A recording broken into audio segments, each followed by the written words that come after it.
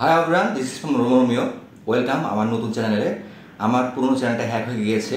68,000 subscribe ছিল, অনেক video ছিল 3,000-এর উপরে। তো খুব কষ্ট পেয়েছি। তো নতুন চ্যানেল খুললাম আপনাদের জন্য। প্লিজ আমাকে সাবস্ক্রাইব করে সাপোর্ট করবেন। আর নিয়মিত আমি গিটার লেসন দেবো। আচ্ছা, আজকে আমরা আরপিজিও কীভাবে সলোতে ইউজ করবো এটা আমরা শিখব। আচ্ছা, প্রথমে আমি আরপিজিও প্লে করি। আরপিজিওগুলো দেখেন কীরকম। জি মেজর আমি আরপিজিও প্লে করি। যেমন এটা একটা শেপ, এটা একটা শেপ, তারপর এটা একটা শেপ, এটা একটা শেপ, এটা এটা এটা বিভিন্ন টাইপের শেপ রয়েছে, ঠিক আছে। তো মূলত 5টা শেপ প্রথমে শিখে নেবেন। আচ্ছা, আমি দেখাই দিই। 6 নম্বর তারের হচ্ছে 3 নম্বর ফ্রেট, জি মেজর আরপিজিও। তারপর হচ্ছে 5 নম্বর তারের 2, 5 একটা হলো। এবার হচ্ছে দ্বিতীয়টা, অর্থাৎ 4 নম্বর তারের 5, 3 নম্বর তারের 4 আর 2 নম্বর তারের 3, এটা একটা শেপ। এবার হচ্ছে 4 নম্বর তারের 5, 3 নম্বর তারের 4, 7, এটা একটা।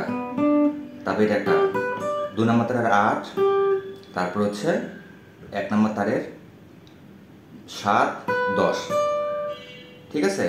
তারপর হচ্ছে এখানে একটা রয়েছে 5 নম্বর তারের 10, তারপর হচ্ছে 4 নম্বর তারের 9, 12। তাহলে জিনিসগুলো একসাথে যদি প্লে করি তাহলে এরকম হয়।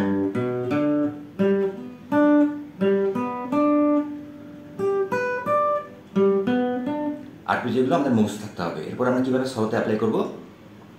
ধরুন যে আপনি একটা ব্যাকিং ট্র্যাকে প্লে করতেছেন, জি মেজর, তারপরে বি মাইনর, তারপরে সি মেজর, তারপর ডি মেজর, ঠিক আছে। এখন আরপিজিও ইউজ করার প্রথম সূত্র হচ্ছে যে যেই কর্ডের আরপিজিও আপনি শিখেছেন সেই কর্ডের মধ্যে ইউজ করতে হবে। মনে করেন এখানে 4টা কর্ড ছিল, G major, B minor, C, D. এখন জি মেজর আপনি আরপিজিও শিখেছেন, জি মেজরের সময় যখন আসবে, জি মেজরের কর্ডটার সময় যখন আসবে তখনই আপনি আরপিজিওটা প্লে করবেন। আর বাকি যে বি মাইনর, সি, ডি এই কর্ডের সময় আপনি আরপিজিওটা প্লে করবেন না, তখন ওইগুলো কর্ডের আরপিজিও প্লে করতে হবে। লাইক জি মেজরের আরপিজিও আমি শুরু করলাম, এই যে আমি শুরু করলাম, আরপিজিও শুরু করেছি কিন্তু, ঠিক আছে, এই আরপিজিও। তারপরে অন্য কিছু প্লে করলাম। এভাবে হচ্ছে যে কোডটা আপনি আরপিজিও প্লে করতে চান ওই কোডটা যখন আসবে তখনই হচ্ছে আরপিজিওটা প্লে করবেন। এখন তারপরে জি মেজর ছিল, তারপরে বি মাইনর ছিল। বি মাইনরের সময় আপনি হচ্ছে আবার বি মাইনর আরপিজিও প্লে করতে পারেন অথবা অন্য কিছু প্লে করতে পারেন। আমি প্রথমে জি মেজর আরপিজিও প্লে করি, তারপরে বি মাইনরের অন্য কিছু প্লে করলাম।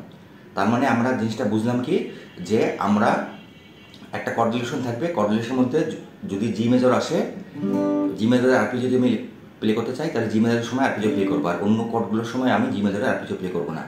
আবার জি মেজরে আমি আরপিজিও প্লে করলাম না, অন্য কিছু প্লে করলাম, বি মাইনর আরপিজিও প্লে করলাম। তার মানে আমি জি মেজর আরপিজিও প্লে করলাম না, আমার বি মাইনর জানা আছে, তখন আমি বি মাইনরের আরপিজিও অ্যাপ্লাই করব, ঠিক আছে। তো আরপিজিও প্র্যাকটিস করতে হবে কীভাবে সেটা বলে দিই। মনে করেন যে প্রথমে 2টা করে কর্ড রিলেশনে আরপিজিও প্লে করবেন, একটা হচ্ছে জি, একটা হচ্ছে সি, ঠিক আছে, 2টা মেজর কর্ড। তার মানে জি মেজর প্র্যাকটিস করি, জি, তারপর সি, অর্থাৎ সি হচ্ছে এখানে কি 5 নম্বর তারের 3 আর 4 নম্বর তারের হচ্ছে 2 আর হচ্ছে 5, সি। তার মানে জি প্লে করছি 4 বার, 1 2 3 4, সি 1 2 3 4, এইভাবে করে হচ্ছে মেজর কর্ড করলাম। এবার একটা মেজর একটা minor, G major B minor বা জি মেজর এ মাইনর। তাহলে প্রথমে জি মেজর প্লে করি, 1 2 3 4 2 3 4। কীভাবে করলাম? এই মাইনর 6 নম্বর তারের হচ্ছে 5 8 আর হচ্ছে 5 নম্বর তারের 7, ঠিক আছে। 4বার করে করবেন, তাহলে ভালো প্র্যাকটিস হবে।